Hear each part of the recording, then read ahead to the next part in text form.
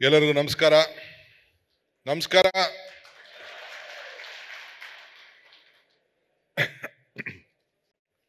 ಗೌರವಾನ್ವಿತ ಮುಖ್ಯಮಂತ್ರಿಗಳಂತ ಸಿದ್ದರಾಮಯ್ಯ ಸಾಹೇಬ್ರೆ, ನಮ್ಮೆಲ್ಲರ ಅತಿಥಿಯಾಗಿ ಆಗಮಿಸ್ತಕ್ಕಂಥ ಭಾರತದ ನೀರಿನ ಮನುಷ್ಯ ಅಂತ ಹೇಳಿ ಹೆಸರನ್ನ ಪಡೆದಂತ ರಾಜೇಂದ್ರ ಸಿಂಗ್ ರವರೇ, ಹಿರಿಯ ಸಚಿವರಾದಂಥ ಪಾಟೀಲ್ ರವರೇ,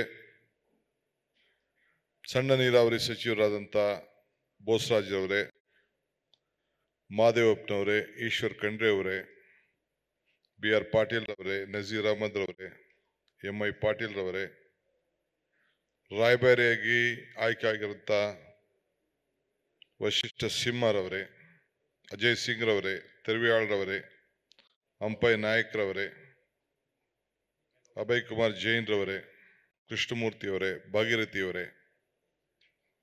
ಎಲ್ಲ ಹಿರಿಯ ಅಧಿಕಾರಿಗಳೇ, ರೈತ ಬಂಧುಗಳೇ, ಎಲ್ಲ ನಮ್ಮ ಅಧಿಕಾರಿ ಮಿತ್ರರೇ, ಮಾಧ್ಯಮ ಸ್ನೇಹಿತರೆ, ನೀರಿದ್ದರೆ ನಾಳೆ ಜಾಗೃತಿ ಮೂಡುವಂತ ಕೆಲಸ ನಮ್ಮ ಬೋಸರಾಜ್ ಅವರ ನೇತೃತ್ವದಲ್ಲಿ ಈ ಕಾರ್ಯಕ್ರಮವನ್ನು ಹಮ್ಮಿಕೊಂಡಿದ್ದೇವೆ. ಕರ್ನಾಟಕ ರಾಜ್ಯದ ಇತಿಹಾಸ ಎಲ್ಲ ಒಣಭೂಮಿನೂ ಇದೆ, ನೀರಿನ ಕೂಡ ಬದುಕ್ತಾ ಇದ್ದೇವೆ. ಕೃಷ್ಣ, ಕಾವೇರಿ, ತುಂಗಭದ್ರಾ, ಮಾದಾಯಿ ಇವೆಲ್ಲ ಕೂಡ ನಮ್ಮ ಜೀವ ನದಿಗಳು. ಒಂದೊಂದು ತೊಟ್ಟು ನೀರು ಕೂಡ ಅದರ ಬೆಲೆ ಏನಿದೆ ಅಂತ ಹೇಳಿ ನಮ್ಮ ರೈತರಿಗೆ, ಯಾವ ರೈತಂಗೆ ಸಂಬಳ ಇಲ್ಲ, ಯಾವ ರೈತಂಗೆ ಪ್ರಮೋಷನ್ ಇಲ್ಲ, ಯಾವ ರೈತಂಗೆ ಪೆನ್ಷನ್ ಇಲ್ಲ, ಯಾವ ರೈತಂಗೆ ಲಂಚ ಇಲ್ಲ, ಯಾವ ರೈತಂಗೆ ರಿಟೈರ್ಮೆಂಟ್ ಇಲ್ಲ, ಅವನಿಗೆ ಮಾತ್ರ ಅದು ಗೊತ್ತು. ನಾನು 2ನೇ ಬಾರಿ ನೀರಾವರಿ ಸಚಿವನಾಗಿ ಕೆಲಸ ಮಾಡ್ತಾ ಇದ್ದೀನಿ. ಹಿಂದೆ ಕೂಡ ಕೆಲವು ದಿನ ಕೆಲಸ ಮಾಡಿದ್ದೆ, ಈಗ ಕೂಡ ನೀರಾವರಿ ಸಚಿವನಾಗಿ ಕೆಲಸ ಮಾಡ್ತೇನೆ. ಇಡೀ ನಮ್ಮ ರಾಜ್ಯದಲ್ಲಿ ಕೋಲಾರ, ಚಿಕ್ಕಬಳ್ಳಾಪುರ 2 ಜಿಲ್ಲೆಗೆ ರೈತರಿಗೆ ನೀರಿನ ಬೆಲೆ ಗೊತ್ತಿರಷ್ಟು ನಮ್ಮ ಮಂಡ್ಯದವ್ರಿಗೂ ಇಲ್ಲ, ಮೈಸೂರವ್ರಿಗೂ ಇಲ್ಲ, ಬೇರೆಯವ್ರಿಗೆ ಯಾರಿಗೂ ಇಲ್ಲ.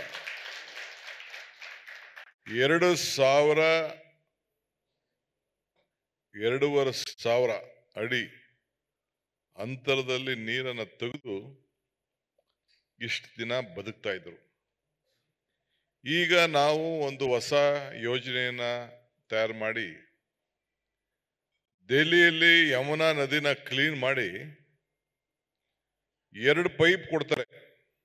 MP ಗಳ ಮನೆಗೂ ನೀವು ನೋಡಿ 2 ಪೈಪ್ ಇರ್ತದೆ, ಒಂದು ಕುಡಿಯೋಕೆ, ಇನ್ನೊಂದು ಗಿಡಗಳಿಗೆ. ಅಂದ್ರೆ ನೀರಿನ ಬೆಲೆ ಏನು ಅನ್ನೋದು ಕೂಡ ಕೆಲವು ಭಾಗದ ಜನರಿಗೆ ಅರಿವಿರ್ತದೆ.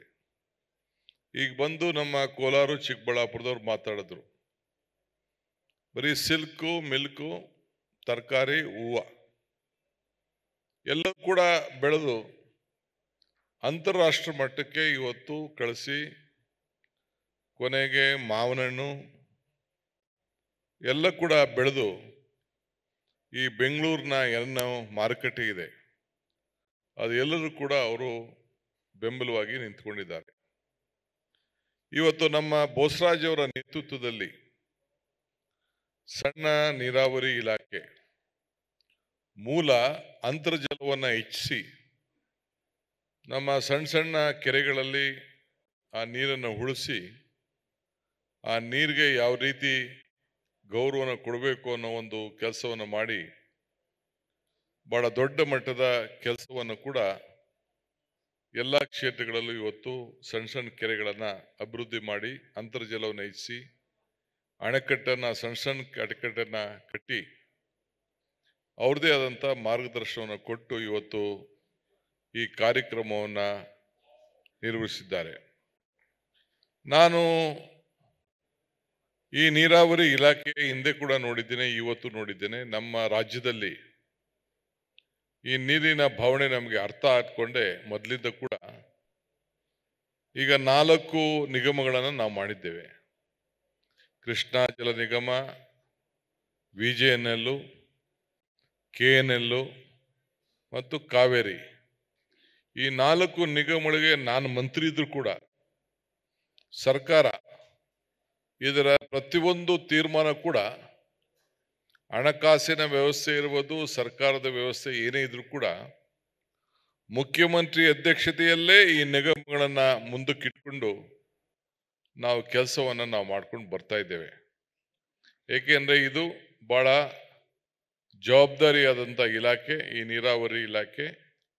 ಇದಕ್ಕೆ ಗೌರವನ ಕೊಡಬೇಕು, ಕಾಪಾಡಬೇಕು. ಪ್ರತಿಯೊಂದು ಹನಿ ಈ ಸಮಸ್ಯೆ, ರಾಜ್ಯದ ಸಮಸ್ಯೆ, ಈ ರಾಜ್ಯದ ಜಲ ಸಮಸ್ಯೆ, ಇವನ್ನೆಲ್ಲ ಕೂಡ ಯಾವಾಗಲೂ ಕೂಡ ಮುಖ್ಯಮಂತ್ರಿಗಳ ಮಾರ್ಗದರ್ಶನದಲ್ಲಿ ಮಾಡಬೇಕು ಅನ್ನೋದು ಕೂಡ ಇದನ್ನ ಇಟ್ಕೊಂಡು ನಾವು ಬಂದಿದ್ದೇವೆ. ನನಗೆ ಇಲಾಖೆ ನಡೆಸ್ತಾ ಇದ್ದೀನಿ, ನನ್ನ ಹೋರಾಟ ನಡೀತಾ ಇದೆ. ನಮ್ಮ ನೀರು ನಮ್ಮ ಹಕ್ಕು, ಇದು ದೊಡ್ಡ ಹೋರಾಟದಲ್ಲಿ ನಾವು ಇದ್ದೇವೆ. ನನಗೆ ಸಮಾಧಾನ ಇಲ್ಲ. ಸಮಾಧಾನ ಇಲ್ಲ ಅಂತಂದ್ರೆ ನನ್ನ ಜವಾಬ್ದಾರಿ ನಾನು ನಡೆಸ್ತಾ ಇದ್ದೇನೆ. ನಾನು ಯಾವ ಗುರಿಯನ್ನ ಮುಟ್ಟಬೇಕು ಅಂತ ಇದ್ದೀನಿ, ಆ ಗುರಿ ನನ್ನ ಕೈಲಿ ಇನ್ನ ಮುಟ್ಲಿಕ್ಕೆ ಆಗಲಿಲ್ಲ. ನಾವು ಸಿದ್ದರಾಮಯ್ಯನವರು ಸಂಕಲ್ಪವನ್ನು ಮಾಡಿದ್ದೇವೆ, ಇಡೀ ರಾಜ್ಯದ ಎಲ್ಲ ಜನತೆಗೆ, ವಿಶೇಷವಾಗಿ ಕೃಷ್ಣ. ಇವತ್ತು ಮೊನ್ನೆ ಕಳೆದ ಮೀಟಿಂಗ್ನಲ್ಲಿ ಒಂದು ಕ್ಯಾಬಿನೆಟ್ನಲ್ಲಿ ಒಂದು ಐತಿಹಾಸಿಕವಾದ ತೀರ್ಮಾನ ಮಾಡಿದೋ.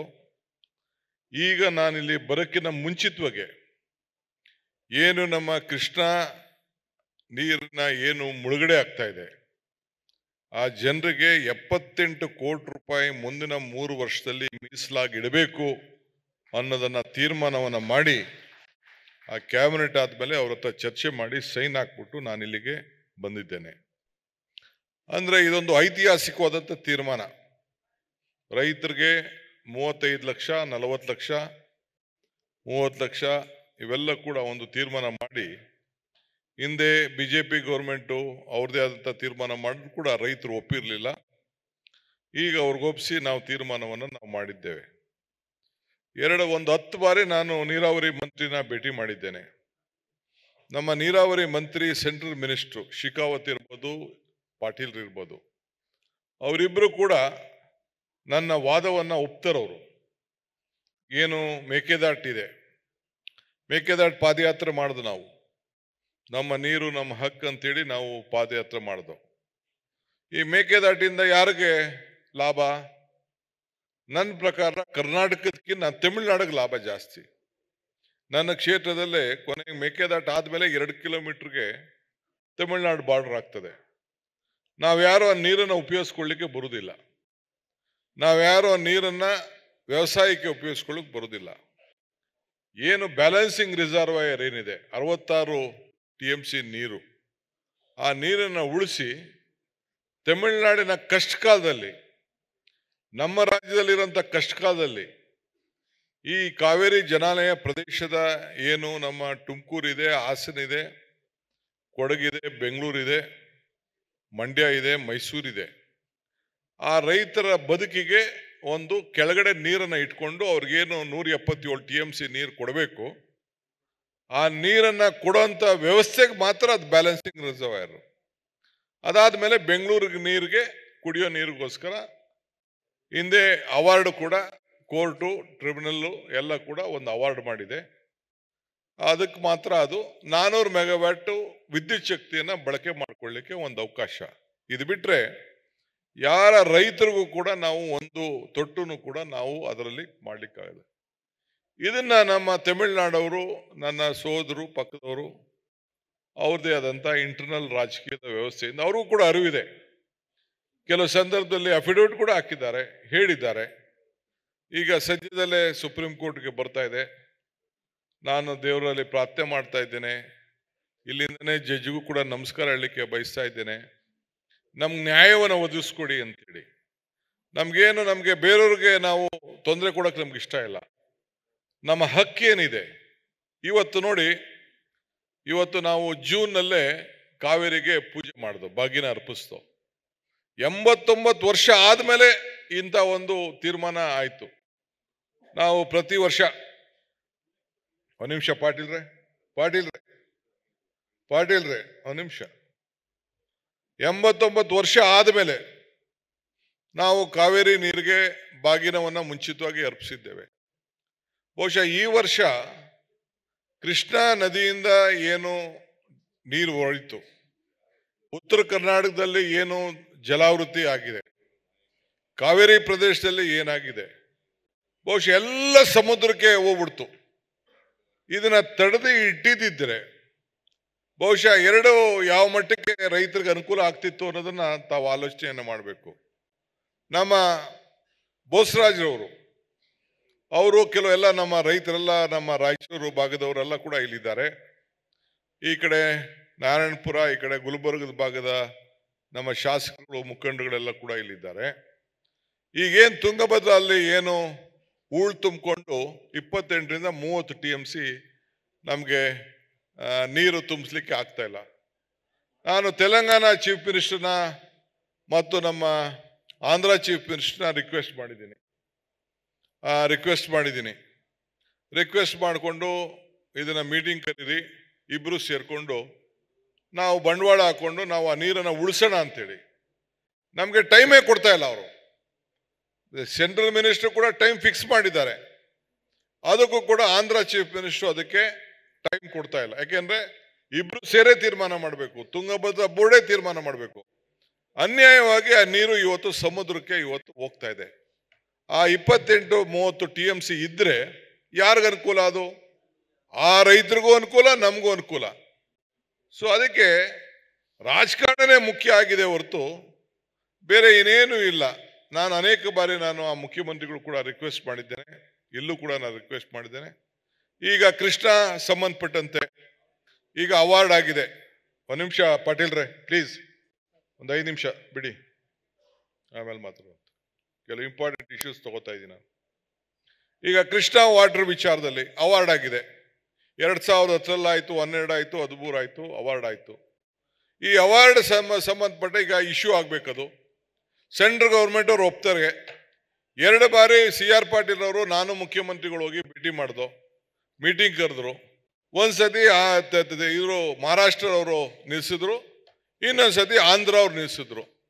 ನಾವು ಜಾಸ್ತಿ ಕೇಳ್ತಾ ಇಲ್ಲ, ಏನು ನಮ್ಗೇನು ತೀರ್ಮಾನ ಆಗಿದೆ ಆ ತೀರ್ಮಾನವನ್ನ ನಮಗೆ ನಮ್ಮ ನ್ಯಾಯವನ್ನ ಕೊಡ್ಲಿಕ್ಕೆ ನಾವೇನು 524 ಏನು ಅಡಿ ಎತ್ತರಕ್ಕೆ ನಾವು ತೆಗೆದುಕೊಂಡು ಹೋಗ್ಬೇಕು, 519 ಅಷ್ಟು ಮಾತ್ರ ನಾವು ಕೇಳ್ತಾ ಇದ್ದೇವೆ. ಇನ್ನು ಏನು ನಮ್ಗೆ ಅವಾರ್ಡ್ ಆಗಿದೆ, ನಾವೇನು ಜಾಸ್ತಿ ಕೇಳ್ತಾ ಇಲ್ಲ. ಇವತ್ತು ನಾವು ಸಿದ್ಧತೆಯನ್ನು ಮಾಡ್ಕೊಳ್ತಾ ಇದ್ದೇವೆ. ಆ ಮಹಾರಾಷ್ಟ್ರ ಅವರು ಹೇಳ್ತಾ ಇದ್ದಾರೆ ನಾವು ಸುಪ್ರೀಂ ಕೋರ್ಟ್ಗೆ ಹೋಗ್ತೀವಿ ಅಂತೇಳಿ. ನಾನು ಹೇಳ್ತೀನಿ, ನಮ್ಮ ಲೋಕಸಭಾ ಸಂಸತ್ ಸದಸ್ಯರಿಗೆ, ಸೆಂಟ್ರಲ್ ಮಿನಿಸ್ಟರ್ಗೆ, ಇವತ್ತವರೆಗೂ ಬಿಜೆಪಿಯ ಮಂತ್ರಿಗಳು, ಬಿಜೆಪಿ ಎಂಪಿಗಳು ಒಬ್ರು ಕೂಡ ಮಹಾರಾಷ್ಟ್ರದವರು ಸುಪ್ರೀಂ ಕೋರ್ಟ್ಗೆ ಹೋಗ್ತಾ ಇದ್ದಾರೆ, ವಿರೋಧ ಮಾಡ್ತಾ ಇದ್ದಾರೆ ಅಂತೇಳಿ ಈ ರಾಜ್ಯದಿಂದ ಪ್ರತಿನಿಧಿ ಮಾಡ್ತಾ ಇರೋರು ಇವತ್ತು ಕೂಡ ಒಬ್ಬ ಸಂಸತ್ ಸದಸ್ಯರು ಕೂಡ ವಿರೋಧ ಪಕ್ಷ, ಆಡಳಿತ ಪಕ್ಷದವರು ಕೇಂದ್ರದಲ್ಲಿ ಒಬ್ರು ಕೂಡ ಧ್ವನಿ ಎತ್ತಿ ಈ ರಾಜ್ಯದ ಪರವಾಗಿ ನಿಂತ್ಕೊಳ್ಳಿಲ್ಲ ಅನ್ನೋದನ್ನ ಹೇಳಲಿಕ್ಕೆ ಈ ವಿಧಾನಸೌಧದಲ್ಲಿ ನಿಮ್ಮೆಲ್ಲರ ಸಮ್ಮುಖದಲ್ಲಿ ಘಂಟಾಘೋಷವಾಗಿ ಹೇಳಲಿಕ್ಕೆ ನಾನು ಬಯಸ್ತಾ ಇದ್ದೇನೆ. ನಂಗೆ ರಾಜಕಾರಣ ಮಾಡೋದಲ್ಲ, ರೈತರ ವಿಚಾರದಲ್ಲಿ, ನೀರಿನ ವಿಚಾರದಲ್ಲಿ, ಭೂಮಿ ವಿಚಾರದಲ್ಲಿ, ಬಾವಿ ವಿಚಾರದಲ್ಲಿ ರಾಜಕಾರಣ ಅಲ್ಲ. ನೀವು ಈ ದೇಶದ ಪ್ರಧಾನಮಂತ್ರಿಗಳಿಗೆ ಹೋಗಿ ಎಂಪಿಗಳಾಗಿ ಆ ಭಾಗದ ರೈತರ ಬದುಕಿನ ಬಗ್ಗೆ ನೀವು ಧ್ವನಿ ಎತ್ತಲಿಲ್ಲ ಅಂತಂದ್ರೆ ನಿಮ್ಗೆ ಈ ದೇಶದ ಜನ, ಈ ರಾಜ್ಯದ ಜನತೆ ಸಂಸತ್ ಸದಸ್ಯರಾಗಿ ನಿಮ್ಮನ್ನ ಆಯ್ಕೆ ಮಾಡೋದಕ್ಕೆ, ನೀವು ಆ ಜನರ ಭಾವನೆಗೆ, ಅವರ ಬದುಕಿಗೆ ಭಾಗಿಯಾಗಲಿಲ್ಲ ಅಂತಂದ್ರೆ ಬಹುಶಃ ರಾಜ್ಯದ ಜನತೆ ತೀರ್ಮಾನವನ್ನು ಮಾಡಬೇಕು ಅನ್ನೋದನ್ನ ಈ ಸಂದರ್ಭದಲ್ಲಿ ಹೇಳಲಿಕ್ಕೆ ನಾನು ಬಯಸ್ತಾ ಇದ್ದೇನೆ. ಈ ಮಾದಾಯಿ ವಿಚಾರ ಆರ್ಡರ್ ಪಾಸ್ ಆಗಿದೆ. ಒಂದೇ ಒಂದು ಸಣ್ಣ ರಾಜ್ಯ ಏನು ಅಲ್ಲಿ ಪೊಲ್ಯೂಷನ್ ವಿಚಾರದಲ್ಲಿ ನಿಲ್ಲಿಸಿದ್ದಾರೆ. 6 ಬಾರಿ ನಾನು ಆ ಮಂತ್ರಿನ ಹೋಗಿ ಭೇಟಿ ಮಾಡಿದ್ದೀನಿ. ಅವ್ರು ಹೇಳ್ತಾರೆ ಇಲ್ಲ ನಿಮ್ದು ಜಿನೇನ್ ಕೇಸ್ ಇದೆ, ನನ್ಗೆ ಗೊತ್ತಿದೆ ಅಂತೇಳಿ. ಒಬ್ಬ MP, ಈ ರಾಜ್ಯದಲ್ಲಿ 27 ಜನ MP. ಏನ್ ಗಲಾಟೆ ಮಾದಾಯಿ ವಿಚಾರದಲ್ಲಿ ಏನು ಅಲ್ಲಿ ನಡೀತಾ ಇದೆ. ಸೊ ಹಂಗೆ ಈ ಕೃಷ್ಣಾ ವಿಚಾರ ಇರ್ಬೋದು, ಒಂದ್ ಕಡೆ ಮಾದಾಯಿ ವಿಚಾರ ಇರ್ಬೋದು, ಈ ತುಂಗಭದ್ರಾ ವಿಚಾರ ಇರ್ಬೋದು, ಕಾವೇರಿ ವಿಚಾರದಲ್ಲಿ ನಾವು ಇಷ್ಟರಲ್ಲಿ ನಮಗೆ ಪಕ್ಕದ ರಾಜ್ಯದವರು, ನಾವು ಹೊರಗಡೆ ದೇಶದಲ್ಲಿ ಜಗಳ ಮಾಡ್ತಾ ಇಲ್ಲ. ನಾವು ಈ ದೇಶದಿಂದ ಇವತ್ತು ನಾನು ಬೆಂಗಳೂರು ಮಂತ್ರಿ ಆಗಿದ್ದೀನಿ. 1,24,00,000 ಜನ ಈ ಬೆಂಗಳೂರು ನಗರದಲ್ಲಿ ಇದ್ದಾರೆ. ಎಲ್ಲಿಂದ ಬಂದ್ರು? ಹಿಂದೆ ಕೃಷ್ಣ ಅವ್ರ ಗೌರ್ಮೆಂಟ್ ಅಲ್ಲಿ ಮಂತ್ರಿ ಇದ್ದೆ, ಬೆಂಗಳೂರು ನಗರ ಇದಕ್ಕೆ UD ಮಿನಿಸ್ಟರ್ ಇದ್ದೆ. 70 ಲಕ್ಷ ಇತ್ತು. ಬರೀ 20 ವರ್ಷಕ್ಕೆ ಡಬಲ್ ಆಗಿದೆ ಪಾಪ್ಯುಲೇಷನ್. ಈ ಜನರಿಗೆ ನೀರು ಕೊಡ್ತಾ ಇದ್ದೀವಿ ನಾವು, ಇದು ಸಿರ್ವೇಜ್ ಕೊಡ್ತಾ ಇದ್ದೀವಿ. ಈ ಜನರಿಗೆ ಬದುಕಲಿಕ್ಕೆ ಎಲ್ಲ ತರದ ವ್ಯವಸ್ಥೆ ಮಾಡಿಕೊಡ್ತಾ ಇದ್ದೀವಿ, ಉದ್ಯೋಗ ಕೊಡ್ತಾ ಇದ್ದೀವಿ. ತಮಿಳುನಾಡಿಂದ ಜನ ಇಲ್ಲಿ ಬರ್ತಾ ಇದ್ದಾರೆ, ಆಂಧ್ರದಿಂದ ಜನ ಇಲ್ಲಿ ಬರ್ತಾ ಇದ್ದಾರೆ, ಮುಂಬೈಯಿಂದ ಜನ ಇಲ್ಲಿ ಬರ್ತಾ ಇದ್ದಾರೆ, ಎಲ್ಲ ಕಡೆಯಿಂದ ಜನ ಬರ್ತಾ ಇದ್ದಾರೆ. ಎಲ್ಲರೂ ಕೂಡ ನಮ್ಮ ಅಣ್ಣ ತಮ್ಮದಿರಂತೆ ನಾವು ಇಲ್ಲಿ ಸ್ವೀಕಾರವನ್ನ ಮಾಡ್ತಾ ಇದ್ದೇವೆ. ಒಂದು ಚೂರು ಸಹನೆ ಕೂಡ ಈ ಸಂದರ್ಭದಲ್ಲಿ ಇಲ್ಲ. ನಾನು ಇದನ್ನ ಏನಾದ್ರು ಮಾಡಿ ಇದಕ್ಕೊಂದು ರೂಪ ಕೊಡಬೇಕು ನಮ್ಮ ಅವಧಿಯಲ್ಲಿ ಅಂತೇಳಿ ಈಗಾಗಲೇ ನಾವು ಎತ್ತಿನಹೊಳೆ ಯೋಜನೆಗೆ ಒಂದು ಹೊಸ ರೂಪವನ್ನು ಕೊಟ್ಟು ಮುಖ್ಯಮಂತ್ರಿಗಳು ಸಿದ್ದರಾಮಯ್ಯನವರ ನೇತೃತ್ವದಲ್ಲಿ, ಏನ್ ಕೆಲವರೆಲ್ಲ ವಿರೋಧ ಪಾರ್ಟಿಯವರು ಟೀಕೆ ಮಾಡೋದು, ನಾನು ಅವ್ರ ಹೆಸರು ಈಗ ಹೋಗುದಿಲ್ಲ, ನೀರು ತರಕ್ ಸಾಧ್ಯನಾ ಅಂತೇಳಿ 2027 ಅಷ್ಟೊತ್ತಿಗೆ ವಾಪಸ್ ಆ ನೀರನ್ನ ಏನಾರು ಮಾಡಿ ತುಮಕೂರು ತಂದು ನೀರು ಬಿಡುವಂತ ಬಿಟ್ಟು ನೆಕ್ಸ್ಟ್ ಚಿಕ್ಕಬಳ್ಳಾಪುರ ಕೋಲಾರ್ಗೆ ಹರಿಸುವಂತ ಒಂದು ಚಿಂತನೆ ಈಗಾಗಲೇ ನಾವು ಸಿದ್ಧತೆಯನ್ನು ನಾವು ಮಾಡ್ಕೊಂಡಿದ್ದೇವೆ. ಕೆಲವು ಲ್ಯಾಂಡ್ ಅಕ್ವಿಷನ್ ವಿಚಾರಕ್ಕೆ ಈ ನಮ್ಮ ಕೋಲಾರ ಅಂತೀನಿ, ನಮ್ಮ ತುಮಕೂರವರು ಸ್ವಲ್ಪ ಗಲಾಟೆ ಮಾಡ್ತಾ ಇದ್ದಾರೆ. ಅದು ಬಿಟ್ರೆ ನಾವು ಯಾವ ರೀತಿ ನೀರನ್ನ ಪಂಪ್ ಮಾಡಿ ಅಲ್ಲಿಗೆ ಕಳಿಸ್ಬೇಕು ಅಂತೇಳಿ, ನಾನು ಕುಡಿಯೋಕ್ಕೆ ನಿಮಗೆ ನೀರನ್ನು ನಾವು ಕೆರೆಗಳನ್ನ ಸದ್ಯಕ್ಕೆ ಕೆರೆಗಳ ವಿಚಾರಕ್ಕೆ ಹೋಗ್ತಾ ಇಲ್ಲ.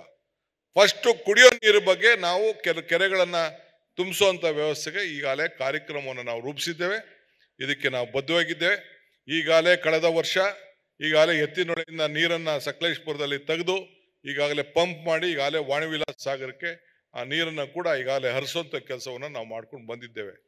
ಸೊ ಹಂಗೆ ನಾನು ಮತ್ತು ನನ್ನ ಮಿತ್ರರಾದಂಥ ಬೋಸರಾಜ್ ಅವರು ಈ ಇಲಾಖೆಯ ಜವಾಬ್ದಾರಿಯನ್ನು ವಹಿಸ್ಕೊಂಡು ನಾವು ನಮ್ಮ ಬದುಕಿನಲ್ಲಿ ನಾವು ಏನಾರು ಈ ಸರ್ಕಾರ ಇರೋದು ಏನು ನಮ್ಮ HK ಪಾಟೀಲ್ ಅವರು ಹೇಳೋದು, ಈ ಸರ್ಕಾರದ 6ನೇ ಗ್ಯಾರಂಟಿ, ಇವತ್ತು ನಾವೇನು ತೀರ್ಮಾನ, ಐತಿಹಾಸಿಕವಾದ ತೀರ್ಮಾನ, ಕೃಷ್ಣ ಯಾರು ಮುಳುಗಡೆ ಪ್ರದೇಶಕ್ಕೆ ಏನು ಸುಮಾರು 2 ಲಕ್ಷ ಕೋಟಿ ಬೇಕಾಗ್ತದೆ, 78,000 ಕೋಟಿ ರೂಪಾಯಿ ಬರೀ ರೈತರಿಗೆ ಕೊಡುವಂತ ವ್ಯವಸ್ಥೆ ಇದೆ. ಈಗಾಗಲೇ ಮುಂದಕ್ಕೆ ನಾವು ತೆಗೆದುಕೊಂಡಿದ್ದೇವೆ. ಸೊ ಅದಕ್ಕೆಲ್ಲ ಕೂಡ ಯೋಜನೆಗಳನ್ನು ತಯಾರು ಮಾಡಿ ಮುಖ್ಯಮಂತ್ರಿಗಳು ಬೆಳಗ್ಗೆನೆ ನನಗೆ ಕ್ಯಾಬಿನೆಟ್ ಆದಮೇಲೆ ಆಯಿತು, ಇದನ್ನ 3-4 ವರ್ಷದಲ್ಲೇ ಆ ರೈತರಿಗೆ ನಾವೆಲ್ಲ ಕೂಡ ಒಂದೇ ಸತಿ ಕನ್ಸೆಂಟ್ ಅಕ್ವಿಷನ್ಗೆ ಅನುಮತಿ ಕೊಡೋಣ ಅಂತ ಹೇಳಿ ನಾವೆಲ್ಲ ಶಾಸಕರನ್ನ ವಿಶ್ವಾಸಕ್ಕೆ ತಗೊಂಡು ತೀರ್ಮಾನವನ್ನು ಮಾಡಿದ್ದೇವೆ. ಹಿಂಗೆ ರೈತರ ಬದುಕಿಗೆ ಇವತ್ತು ಸಹಾಯ ಮಾಡಬೇಕು. ನಾನು ಕಾವೇರಿ ಪೂಜೆ ಮಾಡಕ್ಕೆ ಹೊರಟೆ. ನಮ್ಮ ಮಂಡ್ಯ ರೈತರು, ಶ್ರೀರಂಗಪಟ್ಟಣದ ರೈತರು ಕಾವೇರಿ ಪೂಜೆ ಮಾಡೋದು ಏನಿದೆ?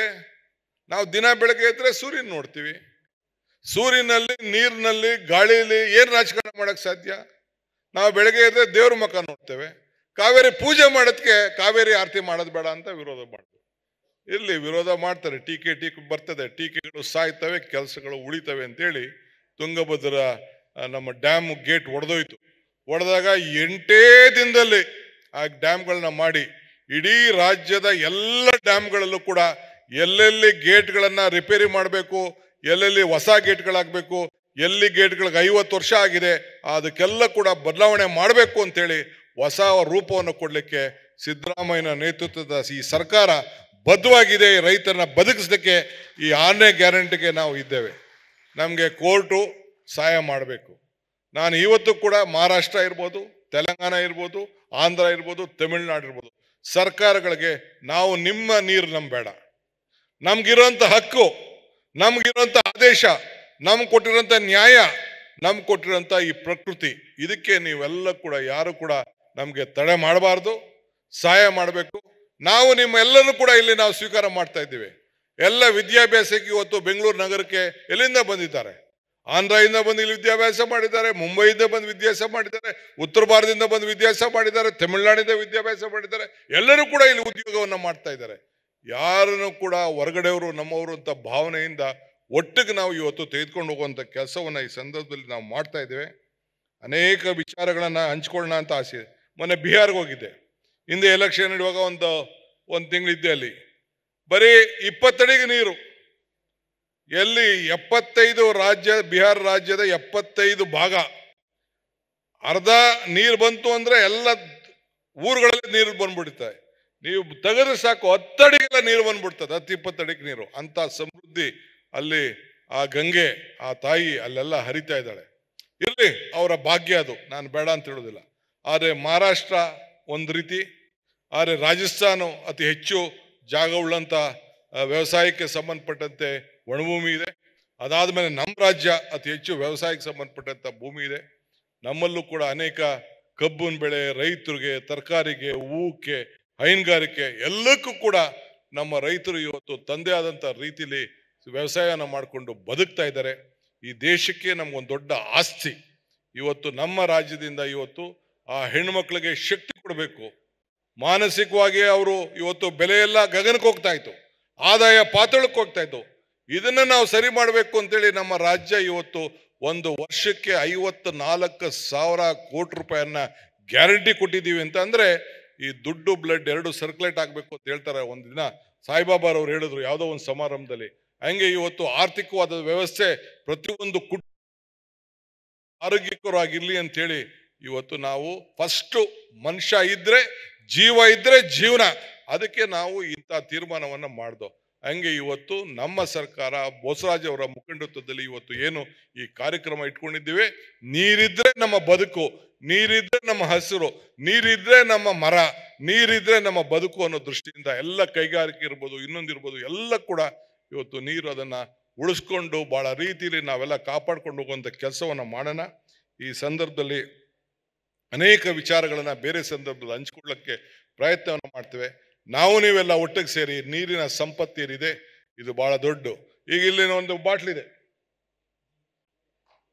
ಹಾಲು 30-40 ರೂಪಾಯಿ, 35 ರೂಪಾಯಿ ಲೀಟ್ರು. ಈ ನೀರಿಗೂ ಅದೇ ಬೆಲೆ ಬಂದ್ಬಿಟ್ಟಿದೆ. ಈ ನೀರಿನ ಬೆಲೆನೂ 1 ಲೀಟ್ರ್ ಪ್ಲಾಸ್ಟಿಕ್ ಅಲ್ಲಿ ನೀರು 25-30 ರೂಪಾಯಿ. ಹಾಲು ರೈತನ ಕೊಡ್ತಾ ಇರೋದು ನಾವು 30 ರೂಪಾಯಿ. ಇದನ್ನ ನಾವು ಗಮನದಲ್ಲಿ ಇಟ್ಕೊಳ್ಬೇಕು. ಇದು ನಾನು ಮಾಡಿದ್ದಲ್ಲ, ಇದು ಇವತ್ತಿನ ಪರಿಸ್ಥಿತಿ. ನಾವು ಶುದ್ಧವಾದಂಥ ನೀರನ್ನ ಕುಡಿಬೇಕು ಅಂತಂದ್ರೆ ಈ ಬದುಕಿನಲ್ಲಿ ಅಂತ ಒಂದು ಬೆಲೆ ಈ ನೀರಿಗೆ ಬಂದಿದೆ. ಈ ನೀರಿಗೆ ನಾವು ನೀವೆಲ್ಲ ಕಾಪಾಡೋಣ. ನಮ್ಮ ಮುಂದಿನ ಪೀಳಿಗೆಗೆ ಈ ನೀರಿನ ವ್ಯವಸ್ಥೆ ಬಗ್ಗೆ ತಿಳಿಸಿ ಈ ರಾಜ್ಯ ಬರೀ ಸಬ್ಬತ್ತಾದಂಥ ರಾಜ್ಯವನ್ನು ಮಾಡಲಿಕ್ಕೆ ನಾವೆಲ್ಲ ಪ್ರಯತ್ನವನ್ನು ಮಾಡೋಣ. ನಿಮ್ಮೆಲ್ಲರ ಆಶೀರ್ವಾದ ಈ ಸರ್ಕಾರದ ಮೇಲೆ ಇರಲಿ ಅಂತೇಳಿ ನಾನು ಪ್ರಾರ್ಥಿಸಿ ತಮ್ಮೆಲ್ಲರೂ ಕೂಡ ಶಿವವನ್ನು ಹಾರೈಸಿ ನಾನು ಮಾತು ಮುಗಿಸ್ತೇನೆ. ನಮಸ್ಕಾರ. ನ್ಯೂಸ್ ಫಸ್ಟ್, ನಿರ್ಭೀತಿಯಿಂದ ನಿಮ್ಮ ಪರವಾಗಿ.